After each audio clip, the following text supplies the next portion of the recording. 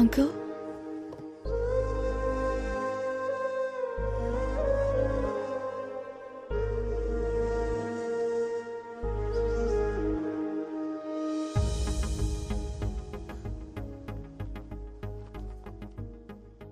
ఒక 2 minutes మీతో మాట్లాడాలి అంకుల్. మీరు మమ్మల్ని హేట్ చేయడంలో ఒక న్యాయం ఉంది అంకుల్. మేము ఇండియన్స్ మీద అంత వైలెన్స్ చేశాం, స్లేవ్స్ లా ట్రీట్ చేశాం. ఎన్నేళ్లు గడిచినా ఆ హేట్రెడ్ మాత్రం అలాగే ఉంది అంకుల్. మై గ్రాండ్ మా టోల్డ్ ఇండియా అందరినీ హక్ చేసుకుంటుందని, లైఫ్ ఇస్తుంది అని. కానీ నాకు అదృష్టం లేదు అంకుల్. ఆనంద్ లాంటి ఒక కైండ్ పర్సన్ ఒక అర్థం లేని పగకి బలవుతాడని అనుకోలేదు. ఆనంద్ నా లైఫ్లో ఎప్పుడు తోడుగా ఉంటాడని అనుకున్నాను, కానీ జ్ఞాపకంగా మిగులుతాడని అనుకోలేదు. These are all original land documents, uncle. And one more thing, uncle. ఇంతవరకు మా వల్ల మీకు జరిగిన అన్ని అన్యాయాలకి ఆల్ బ్రిటిష్ పీపుల్ తరపున, మీరు పడ్డ కష్టాలకి అందరి తరపున సారీ అంకుల్.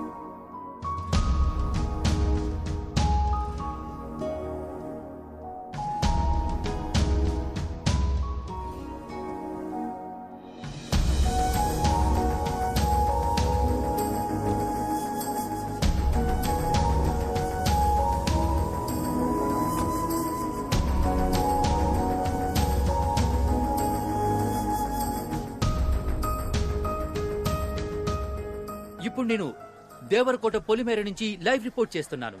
ఆనంద్ని ఈ ఊరు నుంచి బహిష్కరించే సంఘటన చూడటానికి ఈ గ్రామమే మూకుమ్మడిగా కదిలి వచ్చింది. మీరిప్పుడు అదే చూస్తున్నారు. ఇక్కడ ఒక పెద్ద ఆయన ఉన్నాడు, ఆయన అడిగి మరిన్ని విషయాలు తెలుసుకుందాం. తాత, ఏంటి బాబు? ఇలాంటి సంఘటన ఇంతకు ముందు ఎప్పుడైనా జరిగిందా, లేక ఇదే మొదటిసారా? ఇలాంటి సంఘటనలు ఇంతకు ముందు చాలా జరిగాయి, కానీ ఇదే మొదటిసారి. చూశారుగా జనం ఎంత ఆతృతగా ఎదురు చూస్తున్నారు. అయితే ఆనంద్ వచ్చేసినట్టున్నాడు. అతను వచ్చిన తర్వాత ఇక్కడ ఏం జరగబోతుందనేది ప్రత్యక్షంగా చూడండి. ఇదిగో ఆనంద్ వచ్చేసారు. ఆయన వెనకాల ఊరి జనం కూడా తరలి వస్తున్నారు. ఎంఆర్ఓ గారు వచ్చారు, ఇన్స్పెక్టర్ గారు కూడా ఉన్నారు. ఇప్పుడు ఆనంద్ ఊరి సరిహద్దు దాటబోతున్నారు. మీరు చూస్తున్నారు, ఇదే ఆ సరిహద్దు రేఖ. ఆనంద్ దాటేస్తున్నారు. ఆనంద్ ఆయన ఆగిపోయారు, రేఖ దాటలేదు. ఇది ఊరి జనం కూడా చాలా చిరాగ్గా ఉన్నారు. చూడండి, వీడు మళ్ళీ ఏదో మొదలెట్టాడు. ముందని బయటకు పోమని చెప్పండి సార్. ఆ దేశద్రోహికి ఈ ఊళ్ళో చోట్లేదు సార్. నీ వల్ల ఊరు పరువైపోయింది. పోరా బయటికి. ఆపండ్రా. నేనెందుకు బయటకు వెళ్ళాలరా? నేనేం తప్పు చేశాను? నేను వెళ్ళనురా. ఏం పీక్తారా? ఏంటా లండన్ ప్రిన్స్ కోపంగా చూస్తున్నావు? ఇండియాకి సంబంధించిన ఒక విషయమైనా ఫాలో అయ్యావు నువ్వు? అయ్యాన్రా, మీ అందరికంటే 100% ఎక్కువగా ఫాలో అయ్యాన్రా. All Indians are my brothers and sisters అనేది ఫాలో అయ్యాను కాబట్టే ఒక బ్రిటిష్ పిల్లని లవ్ చేశాన్రా.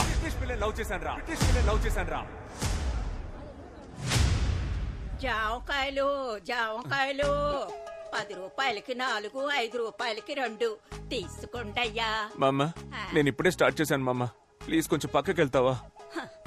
జామకాయలు 4, 20 రూపాయలకి 8. ఏం మాట్లాడతావురా? దేశభక్తి అంటే ఏంటో తెలుసా నీకు? అసలు దేశం కోసం ఏం చేసావు నువ్వు? మేమేం చేసామో తెలుసా? రంగు ముగ్గుల కాంపిటీషన్ లో ఇండియా మ్యాప్ నా కూతురుతో వేయించి దేశభక్తి నూరు పోసాన్రా. అదిరా దేశభక్తి అంటే. జవాన్ సినిమా చూసి బయటికి వచ్చి ఇండియా ఇండియా అని గుండెలు పగిలేలా అరిచారా నేను, తెలుసా నీకు? రే నువ్వే కదరా మీ నాన్న మిలిటరీలో చేరమంటే గోడ ఎక్కి దూకి పారిపోయింది. ఈ విషయం ఊరంతా తెలిసిపోయిందా? ఇదేనేంట్రా మీ దేశభక్తి? ఇండియాకి పాకిస్తాన్ కి వార్ జరిగితే కనీసం 100 మందన్నా చావాలని మీరు అనుకుంటారు, కానీ 2 దేశాల్లో ఒక్కరు కూడా చావకూడదని నేను అనుకుంటాను. ఏంటి మెసేజ్ ఇస్తున్నావా? రేపు చైనా వాడు వార్ చేస్తే సైలెంట్ గా ఉండాలా? ఈ మెసేజ్ మీకు మాత్రమే కాదురా, చైనాకి, పాకిస్తాన్ కి, పాన్ వరల్డ్ కి రా. ఈ నీళ్ళు తాగుతున్నాడేటి? తాగాడుగా ఇంకా వాగుతాడు. అయ్య బాబోయ్, ఇంకా మాట్లాడతాడా? జెసికా వాళ్ళ బామ్మ వార్ వల్లేరా దేశాలు తిరిగి ఎక్కడికి వెళ్లాలో తెలియక ఇండియాకి వచ్చింది. వార్ ఎంత భయంకరమైందో తెలుసారా? రష్యాకి ఉక్రెయిన్ కి వార్ వచ్చినందుకే ఇక్కడ పెట్రోల్ నుంచి కాయగూరల రేట్ వరకు అన్ని పెరిగాయని తెలుసారా? 1 కిలో బాటిల్ గార్డ్ ఎంతో తెలుసారా మీకు? రే మీకు అసలు బాటిల్ గార్డ్ అంటే ఏంటో తెలుసారా? బాటిల్ గార్డ్ అంటే సొరక్కాయ. సొరక్కాయ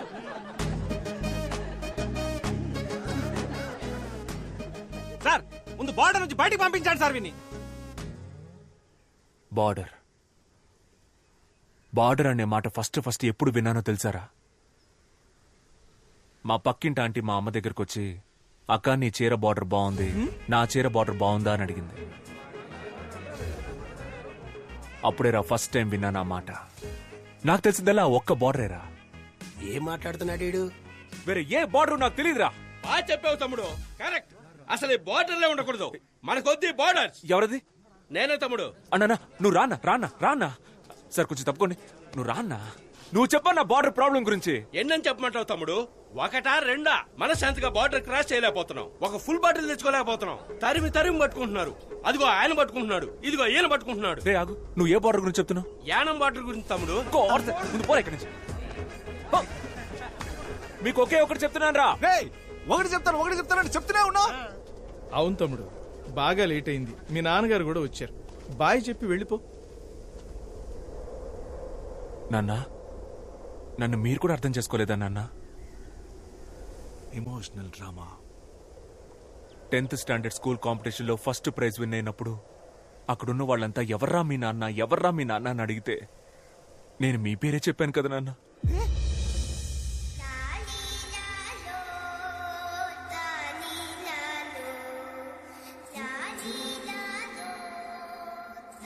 ఏం వాగుతున్నాడు?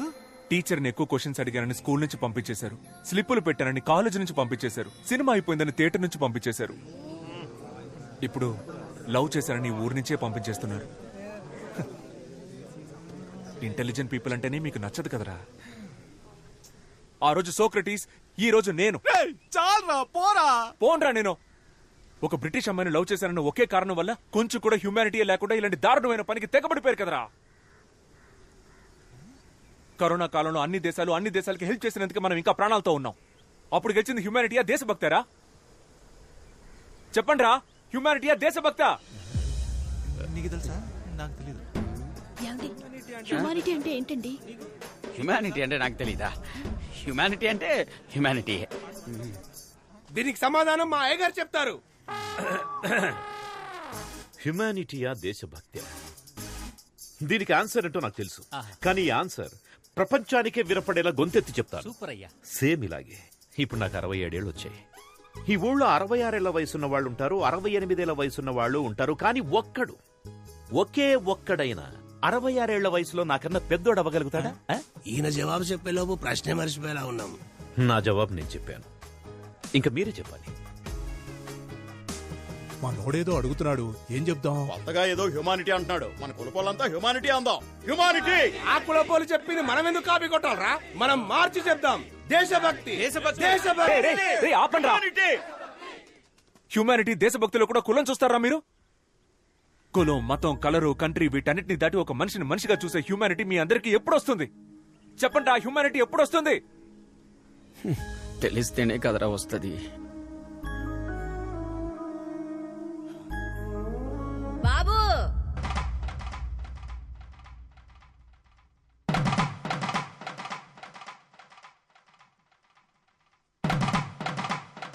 బాబు, చిన్న వయసులో E=MC² అర్థం తెలియకనే జామకాయలు అమ్ముకుంటున్నా. అలాంటి నాకే హ్యూమానిటీ అంటే ఏంటో అర్థమయ్యేలా చెప్పావయ్యా.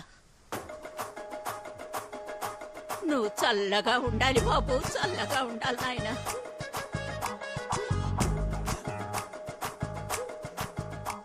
చూశారుగా, జాంకాయలమ్మే ఓ ముసలావిడికి హ్యుమానిటీ అంటే ఏంటో తెలిసింది. మరి మన ఊరి ప్రజలకి హ్యుమానిటీ గురించి ఏమైనా తెలిసిందో లేదో చూద్దాం రండి. కెమెరామెన్ జనాల వైపు ఓసారి కెమెరా తిప్పండి. తమ్ముడు ఇట్రా సార్ వస్తున్నా. రారా. చెప్పండి సార్. నేను ఫస్ట్ నుంచి హ్యుమానిటీయే. నేను హ్యుమానిటీలోనే పెరిగాను, దాని తర్వాత హ్యుమానిటీలోనే పుట్టాను. నేను హ్యుమానిటీయే, ఎప్పుడు హ్యుమానిటీయే, పైగా మేము అందరం కూడా హ్యుమానిటీయే. నేను కూడా హ్యుమానిటీయే సార్, హ్యుమానిటీయే. రేయ్, ఇప్పుడు చెప్పండి రా, హ్యుమానిటీయా దేశభక్త? ప్రేమ దేశమా ఈజ్ ఈక్వల్ టు ఇప్పుడు ఈ ఊళ్ళో నేను జెసికాని మీట్ అవ్వచ్చా, మాట్లాడొచ్చా? చూడలేవు, మాట్లాడలేవు. ఏరా? వాళ్ళు తిరిగి లండన్ వెళ్ళిపోతున్నారు. ఈవినింగ్ 6 గంటలకు వైజాగ్ నుంచి ఫ్లైట్. Humanity humanity. పదరా పద. మనం వెళ్దాం అన్నా. ఎక్కడికి రా? రే రే రే రే, తను జెసికాలో ఉందిరా. ఆపరా ఆపరా ఆపరా.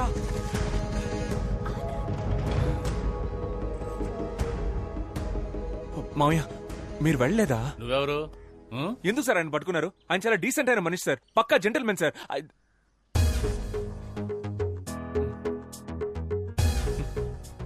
ఆయన వదలరా సార్? వదలనే వదలం. మీరు సూపర్ సార్. మావయ్య సూపర్ మావయ్య. మామా నువ్వు బంగారం. నువ్వు నాతో మాట్లాడద్దు సార్, మాట్లాడొద్దని చెప్పండి సార్. మాట్లాడకమ్మా. ఆనంద్ మాట్లాడుకో. నీకోసం నేను 3rd వరల్డ్ వార్ ఫేస్ చేస్తుంటే నువ్వు నన్ను వదిలేసి వెళ్ళిపోతున్నావు. ఆనంద్ ప్రేమ దేశం అంటే ఏంటో తెలుసా నీకు? అట్లీస్ట్ ప్రేమికుల రోజైనా తెలుసా నీకు? ప్రేమ అనేది తమ్ముడు ఇక్కడ కూడా స్పీచ్ ఇస్తున్నావా? నాన్నా మీరు నా స్పీచ్ విని మారిపోయారా నాన్న? నీ స్పీచ్ విని నువ్వు మారుండొచ్చు, మేమంతా స్టార్టింగ్ నుంచి కరెక్ట్ గానే ఉన్నాం. కదలుడు. అవును మావయ్య. ఎక్కడ్రా భూపతి? ఏ భూపతి, రారా. నా ఇమేజ్ అంతా స్పాయిల్ చేసావు. ఇవ్వమ్మా. ఇదిగా క్యాచ్. ఆ? అది ఆయన. అవి మా బావగారికి ఇచ్చేయి. అయ్యా నోయా, రే ఇవ్వరా. అయ్యా కుదరదయ్యా. రేయ్ అది ఎక్కడ్రా? అయ్యా ఇదిగో ఆ. అయ్యో మళ్ళీ కత్తిచ్చిందా? రేయ్ చెయ్యివరా. ఇవ్వరా చెయ్యి. ఇవ్వరా ఇవ్వ. ఇందులో ఒక చిన్న మ్యాటర్ ఉంది, నేను తర్వాత చెప్తాను. మీ అందరికి ఒక డౌట్ ఉంటుంది కదా, తెల్లవాళ్ల రక్తం అంతా తెల్లగా ఉంటుందని. ఇప్పుడు అది క్లియర్ చేస్తాను. బావగారు ఒకసారి చెయ్యండి. ఇవ్వండి ఇవ్వండి. 1 స్మాల్ కట్. రే చూసావా, చూసావు కదా, చూసావు కదా, రెడ్ కలర్ లోనే ఉంది. అందరి రక్తం ఎర్రగానే ఉంటుందిరా. అర్థమైందిగా? ఇవ్వరా. Nasty municipality. ఆనంద్ నాన్న ఇదిగా.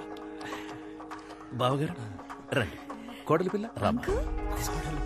ఆంటీ రండి.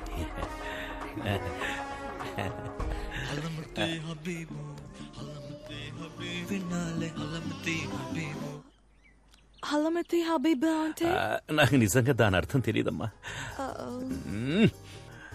ఆ రోజేమో లస్క్ టపా, ఇవాళేమో అల్మతి అబీబా. ఇలాంటి కవులందరూ మనతో పాటే మన చుట్టుపక్కలే నక్కి నక్కి తిరుగుతుంటారు. వాళ్ళు నా చేతికి దొరకాలి.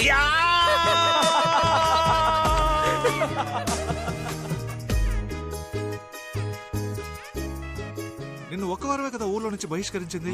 దానికెందుకు ఇంత ఎమోషనల్ స్పీచ్? ఏ గోవాకు వెళ్లి రిసార్ట్ లో రూమ్ వేసుకుని మందేసి ఉండొచ్చు కదా. అది అంత పెద్ద క్రౌడ్ చూడగానే అలాగే ఎమోషనల్ లైఫ్ ఫ్లో లో మాట్లాడేశాను రా. నేషనల్ మీడియా ఫుల్ గా ట్రెండ్ అయిపోయిందా? టెలికాస్ట్ అయింది ఒకే ఒక లోకల్ కేబుల్ టీవీ ఛానల్లో. సగం ఊళ్ళో కరెంట్ కూడా లేదంట. నాకు తెలిసి ఒక 15 మంది చూసుంటారు. పర్లేదురా, పర్లేదు సార్. మీరు నిన్న సిటీ కేబుల్ స్పీచ్ నేనే ఫుల్ స్పీచ్ సూపర్ గా ఉంది సార్, సూపర్ గా ఉంది సార్. ఇంకొక ప్రాబ్లం సార్, బిల్లు కట్టలేదని కరెంట్ కట్ చేస్తున్నారు సార్. దాని గురించి మాట్లాడండి సార్. నేను మాట్లాడుతాను దాని గురించి, నేను మాట్లాడతాను. ఓకేనా?